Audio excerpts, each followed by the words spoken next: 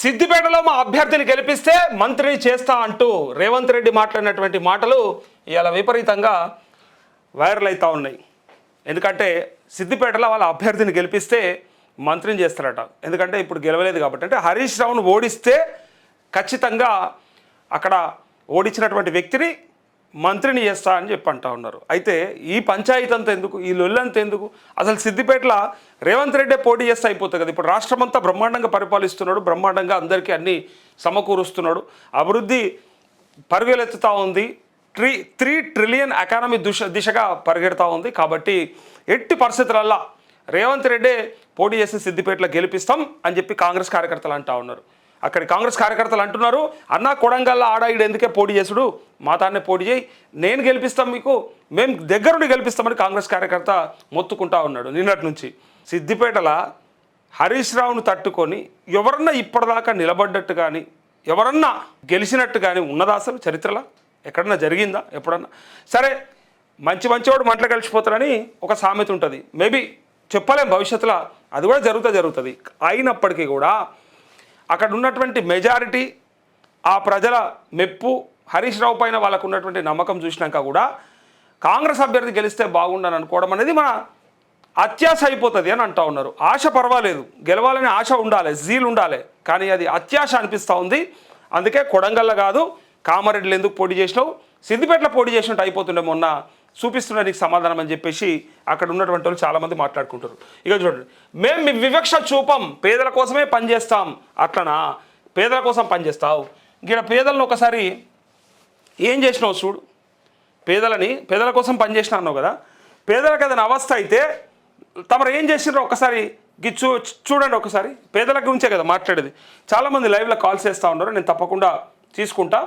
ఇగో ఒక్కసారి గిది చూడండి. ఇగో, ఎవరైనా పేదలు అన్యాయం అయ్యారా? అన్యాయం అయితే చెప్పండి. అక్కడ ఏమైనా పేదలు ఉంటే పేదల ఇళ్ళని కూలగొట్టేసి పేదల్ని పంపించేసి కట్టారా? లేదు కదా. సో నువ్వు కట్టుకో, మీకు గవర్నమెంట్ ల్యాండ్ ఉంది, వెనక గవర్నమెంట్ ల్యాండ్లో కట్టుకోండి, మేమంతా సపోర్ట్ చేస్తామని చెప్తున్నాం కదా. మేము గాంధీ స్టాటిక్ వ్యతిరేకంగా మస్తు మంది ఉన్నారు. ఇక పేదల సంగతి అయితే ఇక చెప్పరాక్కర్లేదు. ఇక చూడరు, ఇక వాళ్ళని ఆగం చేసుకుంటా ఇలా నువ్వు కడుతున్నాయి అన్నీ కూడా చూస్తూ ఉన్నారు. ఇగో 9 మీటర్స్ బఫర్ జోను. ఆ తర్వాత దీన్ని రాజ్యాలు మారినప్పుడల్లా రాజులు మారినప్పుడల్లా వాళ్ళు ఇష్టం వచ్చినట్టు వాళ్ళు రూల్స్ మార్చుకుంటూ పోతున్నారు. అట్లాగే ఇక్కడ 9 మీటర్స్ అయిపోయింది, ఇప్పుడు 50 మీటర్స్కి వచ్చింది.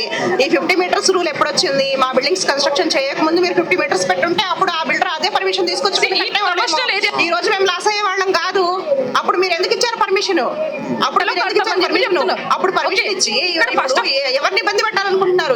ఏ జనాలను ఇబ్బంది పెట్టాలనుకుంటున్నారు? ఏదో ఒకసారి చూడండి. ఫస్ట్ పాయింట్ ఏంటంటే ఇక్కడ కట్టొద్దు అన్నాం, అయినా కూడా 1000 మందికి మంచి చేస్తామని చెప్పేసి కడుతున్నారు. ఇక్కడ ఉస్మానియా హాస్పిటల్ కడుతున్నారు. ఇక్కడ ప్రతి ఒక్క అసెంబ్లీలో కానీ ఎక్కడైనా సరే ఏమంటున్నాడు ఆయన, 1000 మందికి న్యాయం జరిగినప్పుడు 100 మందికి అన్యాయం అవుతుంది అని అంటున్నాడు ఆయన. 100 మంది ఏమన్నా ఫ్రీగా వచ్చారా సార్? ప్రతి ఒక్కడు ఇవాళ మార్నింగ్ లేచి ఈవినింగ్ వరకు చూసిరా, జనాల్ని గోసబెట్టుకుంటా సింపుల్గా నేను పేదలకు ఎప్పుడు అన్యాయం చేయలేదు, పేదల పక్షాన్నే ఉన్నా అని చెప్తివి. మరి వాళ్ళంతా సామాన్యులు కాదా? ఇగో, నర్మెటలో ఆయిల్ ఫామ్ ఫ్యాక్టరీ ప్రారంభోత్సవంలో సీఎం రేవంత్ రెడ్డి రైతు భరోసా నిధుల విడుదల అంటూ నేడు మంత్రివర్గ సమావేశం. అయితే ఇలా వచ్చే అసెంబ్లీ ఎన్నికల్లో సిద్దిపేటలో కాంగ్రెస్ అభ్యర్థిని గెలిపిస్తే మంత్రిని చేస్తారని సీఎం రేవంత్ రెడ్డి ప్రకటించారు. ఇక మీద ఎవరు అడ్డుపడినా ఆగేది లేదని ముందుకే వెళ్తామని అన్నారు అంటూ. యాక్చువల్గా ఆశ ఉండొచ్చు, అత్యాశ పనికిరాదు. అయితే ఒక్కసారి మీరే గిది చూడండి.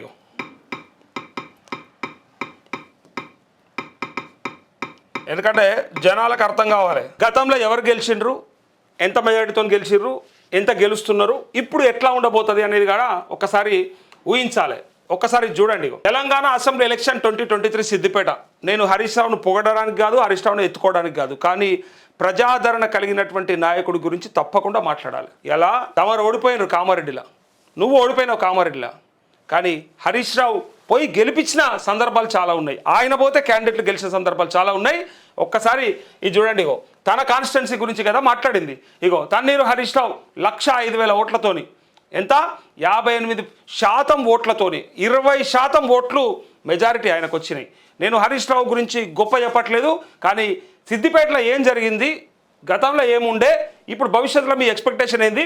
ఏమన్నా ఉన్నదా సంబంధం నక్కకు నాగలోకానికి ఉన్నంత ఉన్నది అని ఇలా కామెంట్లు చేస్తారు కాబట్టి ఒకసారి చూపెట్టాల్సి వస్తుంది. 2018 తన్నీర్ హరీష్ రావు 131,295 ఓట్లు, 78.59% ఓట్లతోని. విన్నారా? సిద్దిపేటలో హరీష్ రావు క్రెడిబిలిటీ చూసినరా? ఈవెన్ మీ మైనంపల్లి హనుమంతరావుని అడిగితే చెప్తాడు, కింద కామెంట్ ఉంది, ఆ బేబీ కటింగ్ ఆయన అడిగితే కూడా చెప్తాడు సిద్దిపేటలో హరీష్ రావు స్టైల్ ఏందో, ఆయన వర్క్ ఏందో, ఆయన పట్టేందో, ప్రజల పట్ల ఆయనకున్న విశ్వాసం ఏందో, ప్రేమ ఏందో అని చెప్పి అంటా ఉన్నారు. 2014 తన్నీర్ హరీష్ రావు 1,08,699, 71.96. ఇట్లా ఇది ఖాళీ 3-4 సార్ల రిజల్టే ఉన్నది. మొత్తం ఆయన 7 సార్లు 8 సార్లు గెలిచండి ఇప్పటిదాకా. తెలుసా మీకు? అది తెలిసన్నారా? తెలియకన్నారా? లేదా కవితని అక్కడ పోటీ చేయించడానికి ప్రయత్నం చేస్తూ భవిష్యత్తులో కవితను కాంగ్రెస్లోకి తీసుకొని మంత్రిని చేసుకోవడానికి అక్కడ హరీష్ రావును ఓడగొట్టి రాతల్లి అని చెప్పి ఎంకరేజ్ చేస్తున్నట్టుగానే కనిపిస్తూ ఉంది. ఇంతకంటే ఇంకేం చెప్తారు? ఎలా ఇంకేం చెప్తారు? ఇంకా ఇగో వచ్చే అసెంబ్లీ ఎన్నికల్లో సిద్దిపేటలో కాంగ్రెస్ అభ్యర్థి గెలిపిస్తే మంత్రిని చేస్తారని సీఎం రేవంత్ రెడ్డి ప్రకటించారు. అయితే ఆయన ఆలోచన ఏంటంటే ఆడ గెలిచేది లేదు, ఆయన గెలిచేది లేదు, పైగా రాష్ట్రంలో మళ్ళీ కాంగ్రెస్ వచ్చేది లేదు. కాబట్టి ఉత్తదే కదా పైసా ఖర్చు అయ్యేది ఉందా? అదేమన్నా పైసా పోయేది ఉన్నా? అది మాటకి ఆ మాట ఇస్తే, హామీ ఇస్తే ఆ పని చెప్పే బదులు సిద్దిపేట నియోజకవర్గం మా ఎమ్మెల్యే లేకున్నా సరే నేను ఎంతంటే అంత అభివృద్ధి చేసి చూపిస్తా, మీకు ఒక 1000 కోట్లు సపరేట్గా స్పెషల్ డెవలప్మెంట్ ఫండ్ కింద ఇస్తా అంటే ఓ లెక్క పత్రం, అది పరిపాలన అంటారు, అది లెక్క అంటారు. ఆయన అది చెప్తలేడు. ఇలా ఖర్చు అయ్యేది లేదు కదా, ₹1 కూడా ఖర్చు అయ్యలేదు. ఇంకా నయం సిద్దిపేట కంచే ముఖ్యమంత్రి అవుతాడని చెప్తే కూడా ఇంకా బ్రహ్మాండంగా ఉంటుండే, ఎందుకంటే తనే పోటీ చేస్తే ఇంకా మంచిగా ఉంటుండే. లేదా కొడంగల్ తను పోటీ చేసి ఊకొని సిద్దిపేట నుంచి గెలిచినటువంటి వ్యక్తినే ముఖ్యమంత్రి చేస్తా అంటే కూడా చాలా బ్రహ్మాండంగా ఉంటుండే. ఇలా ఏంటంటే అది అయ్యేది కాదు, పోయేది కాదు, ఏదో కదా వచ్చేదే కదా, అనేదే కదా అనేస్తే పోతుంది. అదేం రూపాయి ఖర్చు అయ్యే పని కాదా, ఏమన్నా మళ్ళీ ఫండ్స్ రిలీజ్ చేయాల్సిన అవసరం లేదా, ఉత్తగా అనేసి పడేస్తే అయిపోతుందని చెప్పి అనేసిండట. ఇగో అంతేకాకుండా రాష్ట్రంలోని ఏ నియోజకవర్గం అయినా వివక్ష చూపబోమన్నారు. అయితే వివక్ష చూపబోమన్నాడు.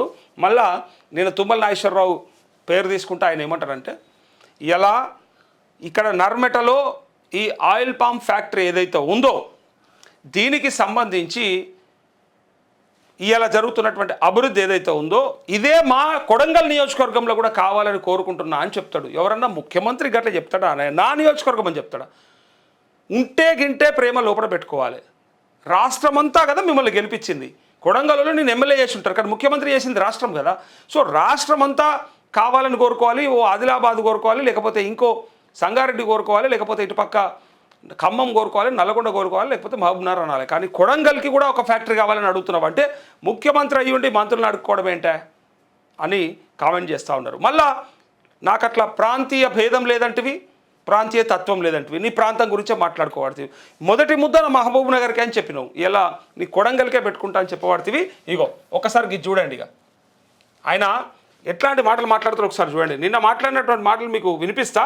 ఇగో ఆయిల్ ఫామ్ గురించి. ఇగో ఫస్ట్ అయితే సభ చూడాలి మనం. ఇగో జనంతో కిటకిటలు ఆడుతున్న సిద్దిపేట రేవంత్ రెడ్డి సభ.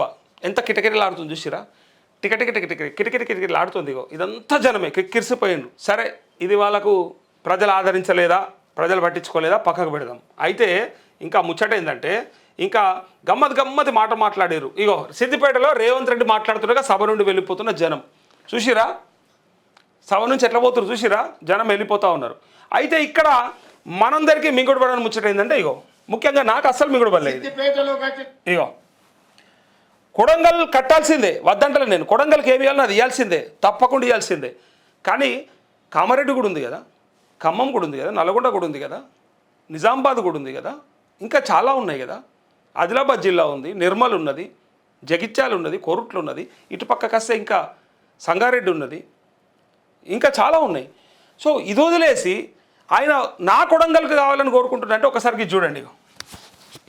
ఇక తుమ్మల నాగేశ్వరరావు గారికి వేదిక మీద నుంచి విజ్ఞప్తి చేస్తున్నా, సిద్దిపేటలో కట్టిన ఈ ఫ్యాక్టరీ కొడంగల్ నియోజకవర్గంలో కూడా ఇట్లాంటిది ఒక ఫ్యాక్టరీ కట్టండి, మా రైతులకు ఉపయోగపడుతుంది.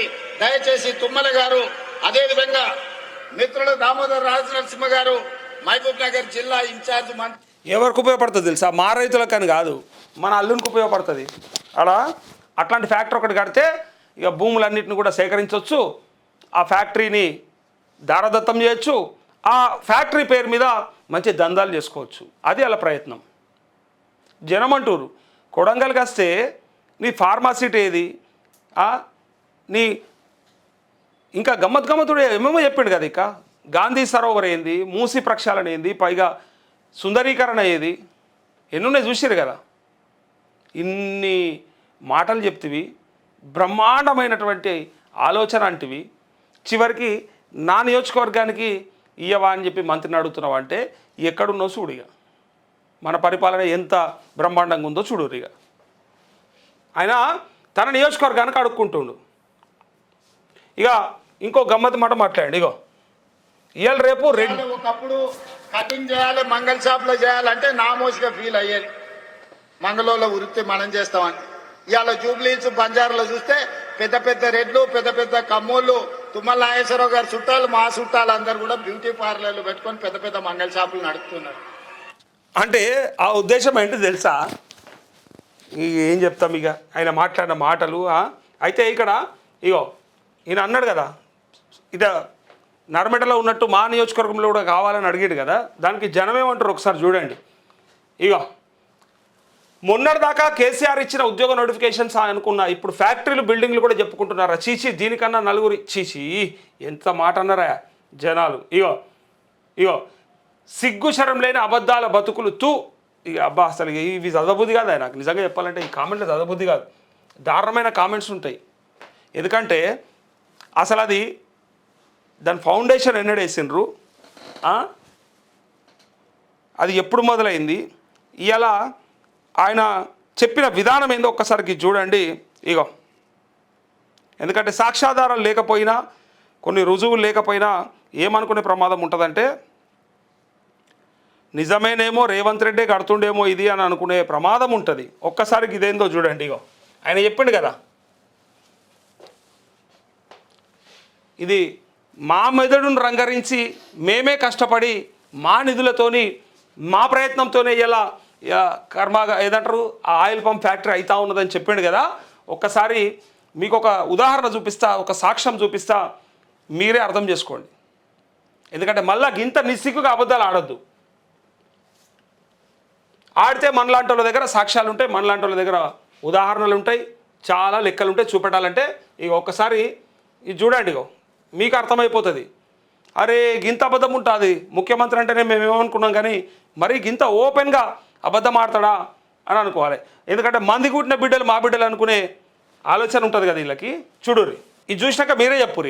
ఇక తెలంగాణ ప్రభుత్వం, తెలంగాణ రాష్ట్ర నూనె గింజల ఉత్పత్తిదారుల సహకార సమాఖ్య లిమిటెడ్, గ్రామం నర్మెట, జిల్లా సిద్దిపేట, పామాయిల్ కర్మాగారం శంకుస్థాపన. ఇంత క్లియర్గా కనిపిస్తలేదా? ఇంకేం చెప్తారు? 13/4/2022 ముచ్చట ఇది. సంవత్సరం నర ముందే, ఎప్పుడు వీళ్ళు ఎన్నికలకు పోకముందే సంవత్సరం నర ముందే ఇగో శంకుస్థాపకులు సింగిరెడ్డి నిరంజన్ రెడ్డి అప్పటి అగ్రికల్చర్ మినిస్టరు, తన్నీరు హరీష్ రావు అప్పటి finance and health minister, Kancharla Ramakrishna Reddy సభాధ్యక్షులు అక్కడ ఆయిల్ ఫీడ్కి సంబంధించి ఇంత క్లియర్గా ఇంత డేట్తో సహా సాక్ష్యం ఉండంగా ఇప్పుడు మిమ్మల్ని ఏమనాలి, ఎట్లా నాలే, దీన్ని చూసి దేంతో నవ్వుతారో ఒకసారి మీరే చెప్పుకోరు. ఇక ఇంతకంటే సాక్ష్యం ఇంకేం కావాలి? అది చేసింది ఎవరు, శంకుస్థాపన చేసింది ఎవరు, పనులు చాలు చేసింది ఎవరు, ఇలా ఏ నీళ్ళతో నా కర్మాగారం నడుస్తుంది, ఇవన్నీ తెలిసిన తర్వాత కూడా లేలే మేమే కరెక్టు, మేం చేసిందే రైటు అంటే చూస్టోన్కి ఏదో అంటారు కదా, చెప్పడానికి శరం లేకుండా వినటానికన్నా ఇజ్జత్ ఉండాలి.